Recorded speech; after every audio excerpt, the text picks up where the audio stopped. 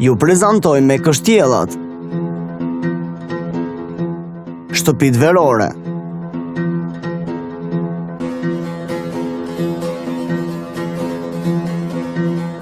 Katedralet dhe fabrikat, të cilat sjellin në ditët e sotme historinë e së shkuarës, duke filluar nga perandor të dinastisë, burrat e shquar të shtetit dhe mbretërit europian, të cilët kanë qenë të ftuarit e shumë që kanë prirur dhe që kanë luajtur një rol të rëndësishëm në periudhën e fundit të perandorisë osmane, e cila sundoi për shekuj me radhë. Këto ndërtesa shfaqen përpara nesh si reflektimi më i çmuar i identitetit dhe dinjitetit tonë, duke formuar kështu një lidhje të ngushtë me historinë madhështore të së shkuarës. Historia e cila zgjat që nga periudha e perandorisë osmane deri në ditët e sotme. Kjo trashëgimi lartëson vlerat e së tashmes dhe në të njëjtën kohë hedh dritë mbi të kaluarën. Pallati Dolmabahçe u bë simboli modernizimit të perandorisë osmane për shkak të rolit të rëndësishëm që ky pallat kishte në jetën mbretërore në shekullin e 19. Pallati mbretëror filloi të ndërtohej me urdhër të Sultan Abdulmesit në vitin 1843 dhe u përfundua në vitin 1856. Ky pallat përdorej si vend takim për udhëheqësit e vendit.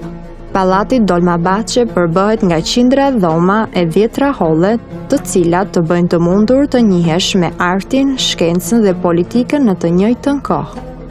Për këtë arsye, pallati reflekton një ndërthurje të pasur arkitekturore dhe kulturore të lindjes dhe të perëndimit, të tradicionales dhe modernes, të madhështisë dhe të bukurës. Dhoma e muzikës, e cila përdorej si një dhomë pushimi nga perandorët, ka një koleksion të jashtëzakonshëm instrumentesh muzikore, përfshirë këtu edhe një piano Steinway të vitit 1911, e cila mban firmën e vet kalifit Abdulmesit. I rrethuar nga kopshte të mëdha, të cilat e krijojnë një gjendje paqeje si dhe nga atmosfera e Bosforit, Pallati Dolmabahçe na prezanton thesare të paçmueshme, ndër të cilat mund të përmendim muajedën, i quajtur ndryshe holli ceremonial. Ky hol ka një hapësirë prej 2000 metër katror, një tavan të lartë prej 36 metër dhe një shandan gjigant. Sultanati elegant, porta e sultanatit. Muzeu i orareve ekspozon ora të punuara nga mjeshtrat bizantik, francez dhe osman.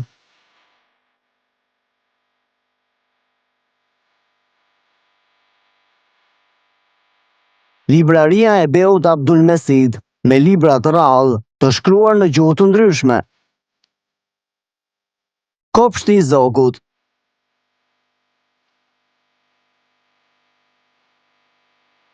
Shtëpia verore prej xhami dhe kulla e orës.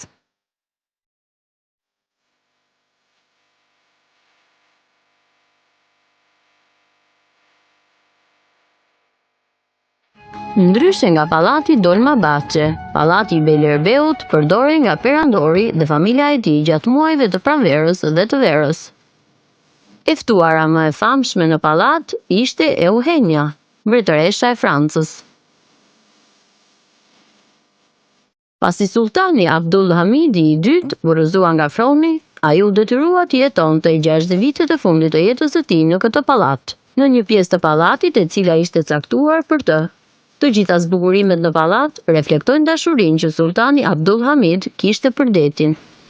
Pallati është i përbërë nga 6 holle të mëdha dhe 24 dhoma. Dyshemeja e pallatit është mbuluar nga qilimet hereke. Holli i Shatërvanit në katin përdes ka marrë këtë emër si pasojë e Shatërvanit Hierënd që ndodhet aty. Një nga strukturat më të vjetra dhe më interesante arkitekturore në pallatin e Bejlerbeut është tuneli i Bejlerbeut. Ky tunel u ndërtua nga Mahmudi II, duke bërë të mundur kështu lidhjen e së shkuarës me të tashmen.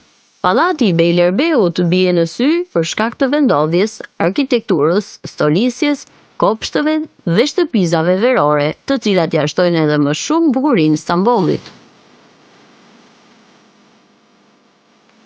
Katedralet e Ihlamurit u ndërtuan nga sultani Abdulmesid, perandori i 31 Osman.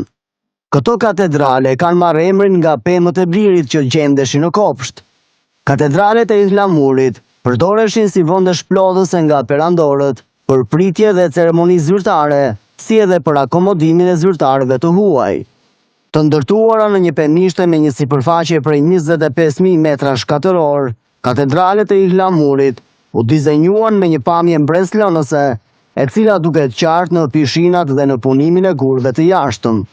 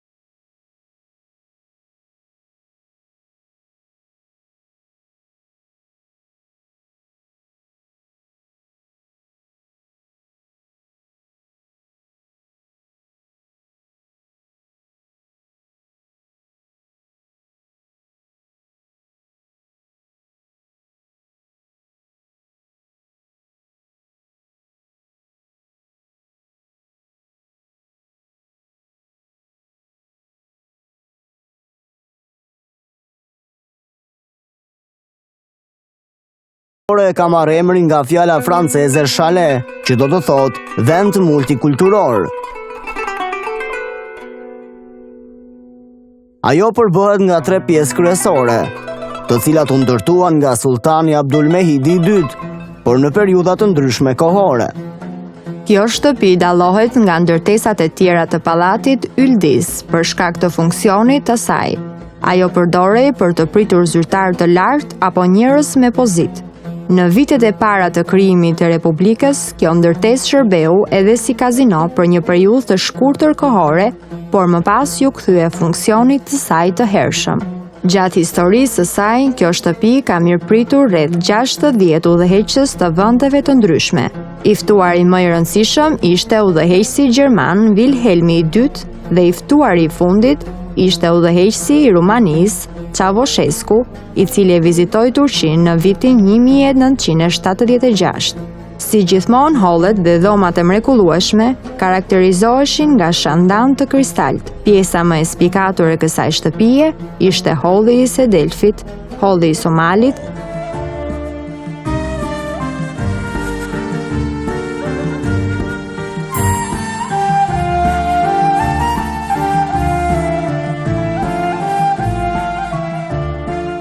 holli ceremonial, i cili ka një qilim herek të endur që mbulon të gjithë sipërfaqen e dyshemes prej 406 metër katror.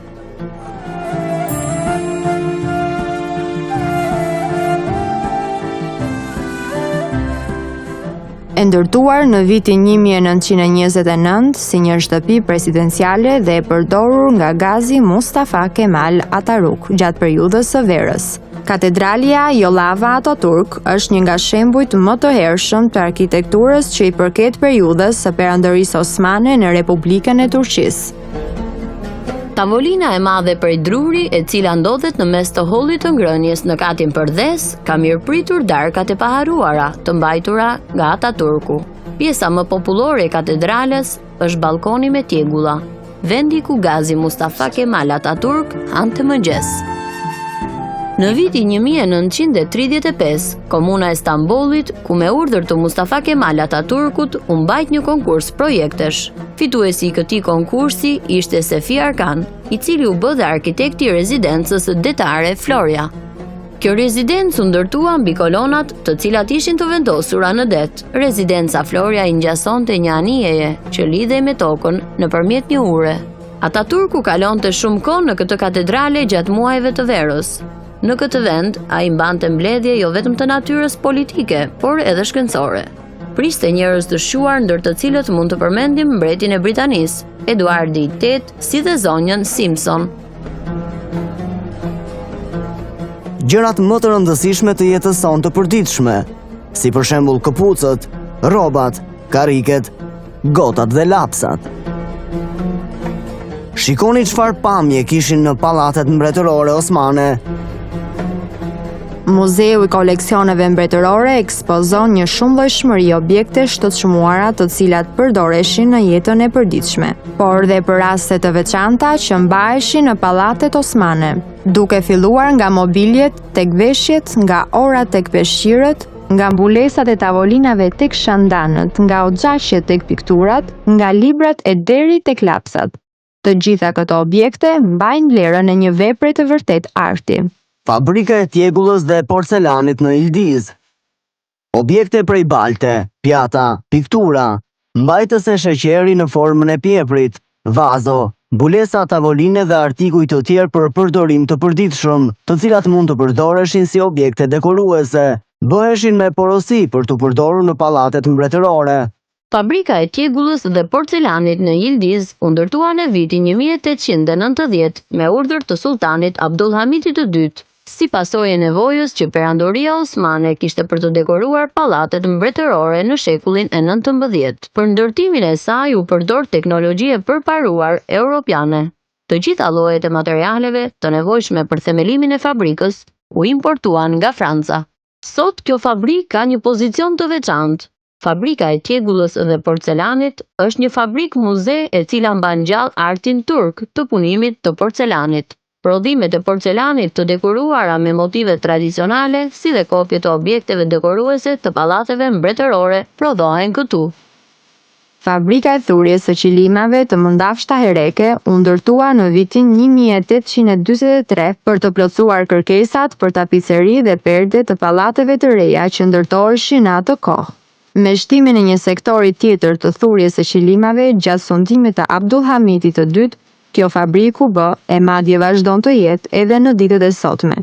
Fabrika më e famshme e thurjes së qilimave hereke të endura me motive tradicionale.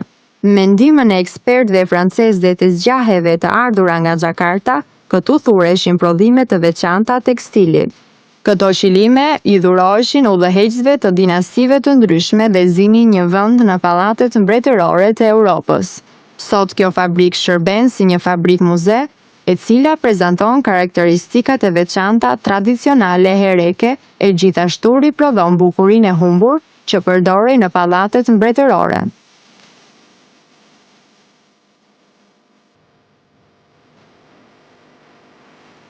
Pallatet, shtëpitë verore dhe katedralet që ndodheshin në vende të ndryshme të Stambollit e kryesisht në Bosfor, rrethohen nga kopshtet e një bukurie të rrallë, të cilat përqafojnë natyrën dhe detin. Këto vende ofrojnë pamje të mrekullueshme dhe oksigjen. Gjithashtu, u shërbejnë vizitorëve ushqime dhe pije të shijshme.